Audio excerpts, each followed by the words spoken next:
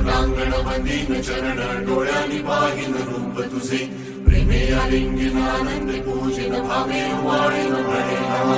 त्वमेव माता च पिता त्वमेव त्वमेव बन्धुश्च सखा त्वमेव त्वमेव विद्या जगं त्वमेव त्वमेव सर्वं मम देवदेव कायेन वाचा मनसेन्द्रियैर्वा बुद्ध्यात्मना वा करोमि स्वभावं करोमि यत् सकलं परस्मै नारायणाय